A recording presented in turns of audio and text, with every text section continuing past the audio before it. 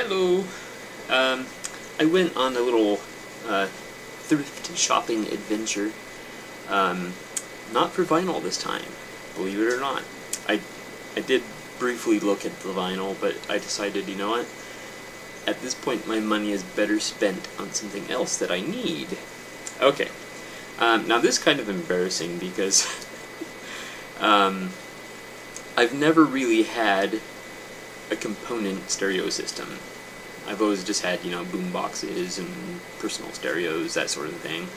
Record players. So when I recently bought my my turntable, the Stanton I want to say the T52 or T53, one of those. Anyway, when I was setting it up, I realized it doesn't have amplification. And at first I was very distraught because I thought I was going to have to buy an expensive receiver or amp or something. So I was quite distraught. But then I remembered. Oh, first I tried hooking it up through like a little boombox type stereo that had an aux-in input, and that didn't help. Originally, I thought my powered speakers, which are intended for like a computer, would have been sufficient, but no. So I was very distraught. I was like, oh man, how am I going to solve this? So my first solution, and it worked beautifully for the time that I was willing to sort of take this device and use it for a purpose that it originally was not intended for, and that is the Korg Sound on Sound Unlimited Track Recorder. I love this little device. I make electronic music. I have like 3 different musical personas, but we won't get into that. Yeah, so I use this to record my music, and it's nice because you can record layer over layer over layer for as many layers as you want, basically, as many layers as you have room on the card for. So it's a beautiful little device, and one of the features is you can plug your guitar directly into this. I don't play guitar, but I play the keyboards. Well, play. No training, mind you, but I have a bit of a musical ear, I must say.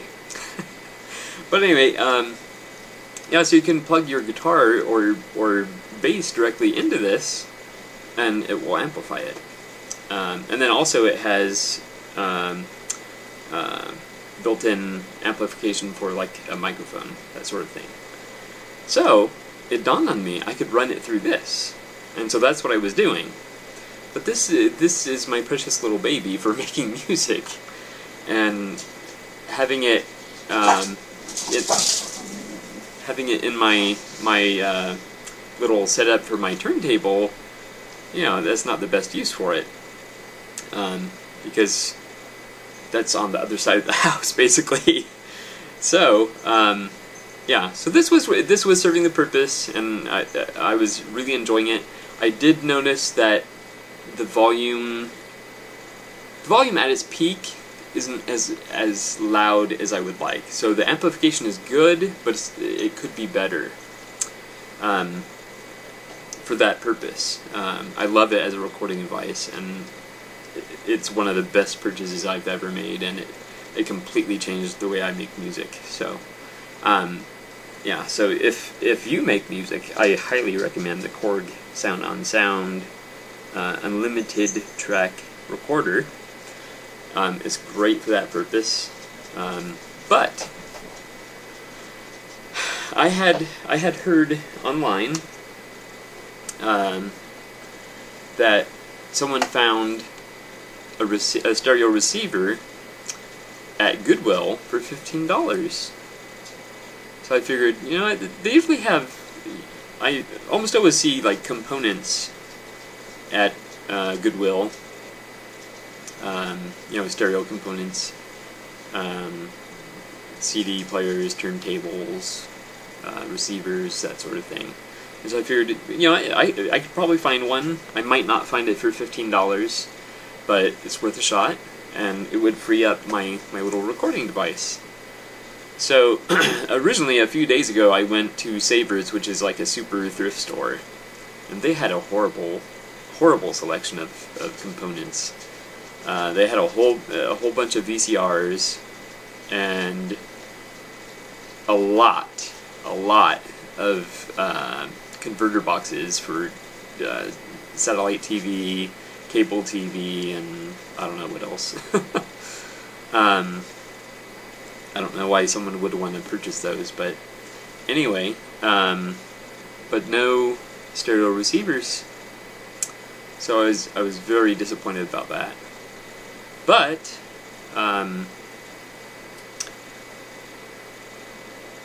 one other thing, it just struck me. One other thing they had a heck of a lot of at Savers was typewriters. Oh, yeah. I love typewriters, but yeah. Anyway, so today I decided, well, it's my day off. I'm gonna spend the morning looking for a very cheap stereo receiver. And lo and behold, my first stop, they had one. And so I saw it, I looked it over, and I was like, okay, well, while I think about it, I'm gonna go look at the vinyl selection. And I started to pick out a few, but I was like, I shouldn't get vinyl if I'm gonna get the receiver. Just trying to keep things realistic and be responsible. So, pardon me. So then I put the records back. I had picked out like maybe 5 or something like that. I put those back, and I headed back over to the receiver. And when I got over there, someone else was looking at it, and I was like, "Oh no!" And it was the only one they had. So I was very, very concerned. And I was watching him, and he was looking at it very seriously. He looked at the price, and he looked at the connections on the back, he looked at the front. And then he put it back, and he kind of walked away a little bit. I waited for him to get maybe 10 feet away, and kind of turn the corner around this aisle. And I swooped in. Yeah, so I just grabbed it. I didn't even have much time to research it to find out, you know, if it's any good or anything like that. But I swooped in, grabbed it, took it up, purchased it, and this is it. Yeah, I think it's an older one. Well, I know it's an older one actually, but it had, I don't know, there's a nice retro look to it. Now this is pretty heavy, so demonstrating this is going to be... Alright, first of all, we have the power button and the headphone jack. For me that's important because I'll be hooking up my my speakers to the headphone jack. Then we have the equalizer. That's good. This thing's heavy. Then we have a nice display here. That looks like it'll be fun. Something fun to look at while I'm listening to records. It has the different functions down here. We have a loudness button. That should be interesting. Oh, let me switch hands. This thing is pretty heavy. Okay, and then we have the balance here. And everything seems to be working fine. There was no remote. It does have, somewhere over here, it has, oh, I think that's it over there, the infrared sensor. So I could just get a universal remote and use that. But I don't even know that there's a need for that, actually. It has the tuner, and you can save stations there, but I'm not even going to hook up an antenna. and then we have the tuning buttons, and then AM, FM, stereo mono. Yeah, and then, oh my goodness, that's pretty heavy.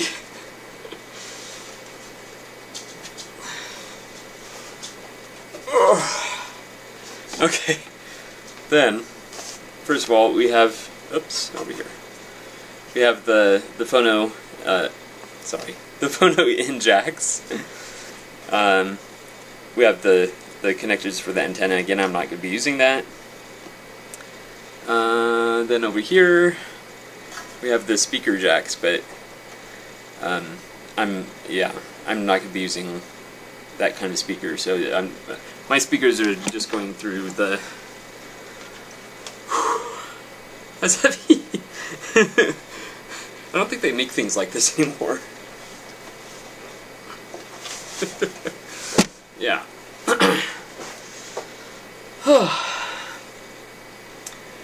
Yes. So I forget what I was saying, but this is I don't know if you can see here. It's the Fisher Studio Standard. The RS-911. These aren't very common. I looked on eBay. There was only one listed. It was, the auction is basically ending, and with I think they started the auction at like $36 with free shipping, and there's no takers on it, so it doesn't seem like it's like it's all that popular. But that's okay. If it serves my purpose, then that's all that matters to me. So my only complaint is the top surface is kind of narrow, which poses a problem of, because I would like to set my turntable on top of it, but it's not big enough for that.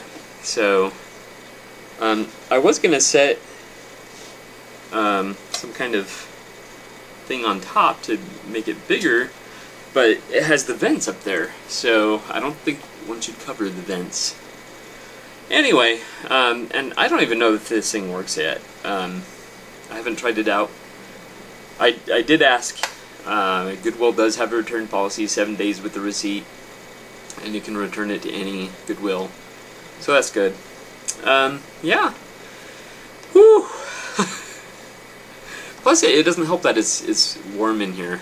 I really need to get the air going, some air circulation, because this could be another hot one, probably, definitely 90 plus, but anyway. Alright, well, thank you so much for watching, and I will let you know how this works out for me, and hopefully I can get it booming. Oh man, that'll be great.